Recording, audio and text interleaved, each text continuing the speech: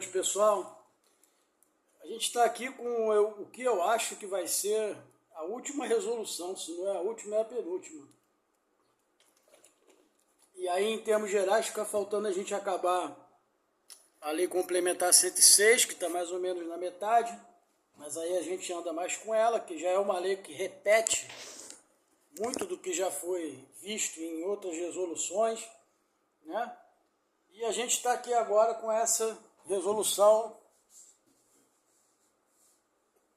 23 do Conselho Nacional do Ministério Público, que regulamenta diversos artigos, tá?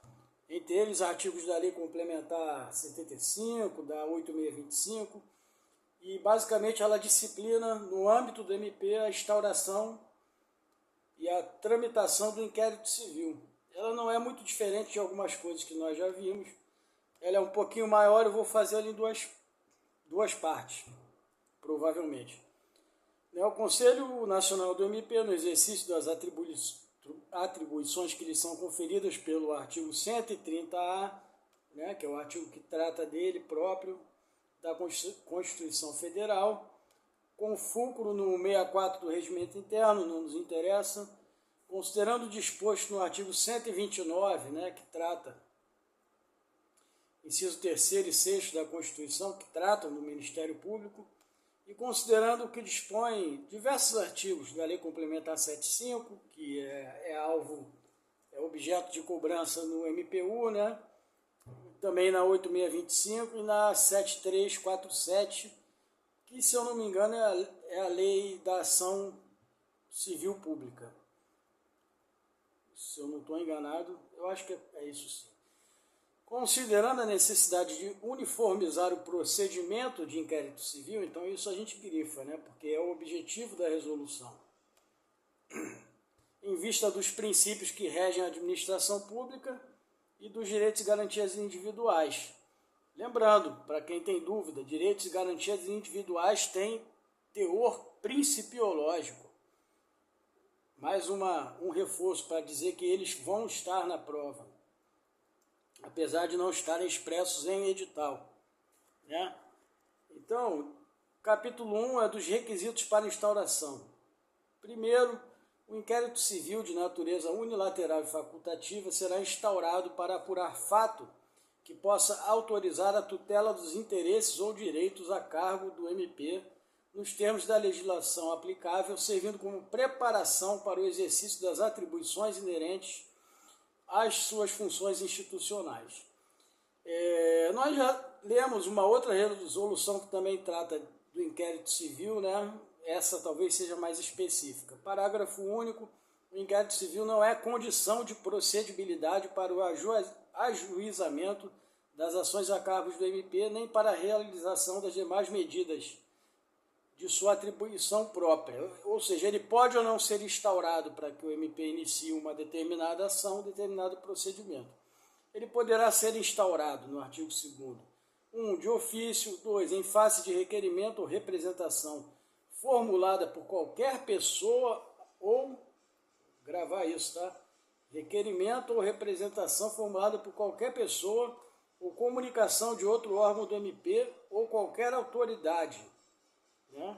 São aí os entes que são competentes, né? Desde que forneça por qualquer meio legalmente permitido informações sobre o fato, né? Lembrando que a gente já viu notícia de fato e outros institutos, né, que têm ligação direta com as ações do MP, desde que forneça por meio legalmente permitido informações sobre o fato e seu provável autor, bem como a qualificação mínima que permita sua identificação e localização e identificação do autor. Terceiro, por designação do PGJ, do Conselho Superior do MP, câmaras de coordenação e revisão e demais órgãos superiores da instituição nos casos cabíveis. Então, aí também estamos diante de autoridades ou órgãos competentes para propor um inquérito civil. Parágrafo 1º, o MP atuará independentemente de provocação, ele pode ex officio, né, agir de ofício, em caso de conhecimento por qualquer forma de fatos que, em tese, constituam lesão aos interesses ou direitos mencionados no artigo 1º desta resolução, devendo cientificar o membro do Ministério Público que possua atribuição para tomar as providências respectivas no caso de não a possuir. Se um membro é da área criminal e trata-se de uma ação civil, ele vai informar a quem de direito, compete cuidar de uma ação civil, por exemplo. Parágrafo 2º, no caso do inciso 2º, em sendo as informações verbais, o Ministério Público reduzirá a termo as declarações. Nós já lemos isso também. Da mesma forma, a falta de formalidade não implica indeferimento do pedido de instauração de inquérito civil, salvo se, desde logo, mostrar-se improcedente a notícia, atendendo-se na hipótese o disposto no artigo 5º desta resolução. As resoluções têm um pouquinho de cada uma em todas elas, em quase todas. Elas se repetem muito. Então, apesar de serem 11, se eu não me engano, que vão cair, você compreendendo bem todas elas, você vai ver que elas são parecidas. Então, é como se, ao estudar uma, você está revendo as outras. Então, não é um estudo que vai te tomar tanto tempo assim, depois que você pegar o espírito da coisa. Parágrafo 3º, conhecimento por manifestação autônoma justificada não implicará ausência de providências, desde que obedecidos os mesmos requisitos para as representações em geral constantes no artigo 2º, inciso 2º desta resolução. Quais são eles? Em face de requerimento ou representação formulada por qualquer pessoa. Então pode ser anônimo, desde que forneça por qualquer meio legalmente permitido informações sobre o fato e seu provável autor e qualificação mínima de quem é, o que faz, onde mora, para permitir a identificação e a localização do suspeito, vamos dizer assim. Nós paramos no parágrafo 2º, no caso do inciso 2º, sendo as informações verbais, não, nós já lemos esse, vamos para o 3º, também já lemos. 4º, o MP, de posse de informações previstas nos artigos 6º e 7º da lei, número 7347, que é a Lei da Ação Civil Pública, que possam autorizar a tutela dos interesses ou direitos mencionados no artigo 1º desta resolução, poderá complementá-las antes de instaurar o inquérito civil, visando apurar elementos para a identificação dos investigados ou do objeto, instaurando procedimento preparatório. Nós já vimos uma resolução que trata do procedimento preparatório e da notícia de fato. O procedimento preparatório deverá ser autuado com numeração sequencial a do inquérito civil e registrada em sistema próprio, mantendo-se a numeração quando de eventual conversão. Parágrafo 6º, o procedimento preparatório deverá ser concluído, isso é importante, num prazo de 90 dias, prorrogável por igual prazo, uma única vez, em caso de motivo justificável. É necessário haver motivação. É o que eu sempre repito, quando nós estamos lendo legislação do MP, isso vem à tona o tempo todo. Parágrafo 7º, vencido este prazo, o membro do MP, que é o prazo que nós acabamos de 90 dias, prorrogável 180 dias, prorrogável por igual período. Vencidos 180 dias, o membro do MP promoverá seu arquivamento, ajuizará a respectiva ação civil pública ou o converterá em inquérito civil. Então, ele tem 3 opções: arquivar, ajuizar a respectiva ação civil pública ou convertê-la em inquérito civil, para conseguir mais elementos e evidências antes de partir propriamente para uma ação, uma denúncia ou qualquer coisa do tipo. Artigo 3º, caberá ao membro do MP, investido da atribuição para a propositura da ação civil pública, a responsabilidade pela instauração de inquérito civil. E parágrafo único, eventual conflito negativo ou positivo de atribuição será suscitado fundamentadamente nos próprios autos ou em petição dirigida ao órgão com atribuição no respectivo ramo, que decidirá a questão no prazo de 30 dias. Conflitos positivos ou negativos, eu já expliquei o que é, mas não custa repetir. Conflitos positivos é quando 2 órgãos distintos do MP, né? Lembra do princípio da unidade, que todos os órgãos atuam como se um só fossem?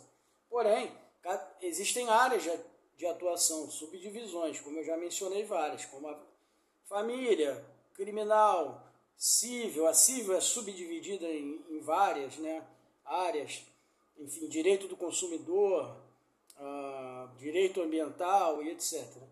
Então, conflito positivo são dois órgãos distintos e ambos se consideram competentes. Alguém vai ter que decidir isso. Ou conflito negativo, nenhum dos dois se julga competente, estão pulando fora, vamos dizer assim.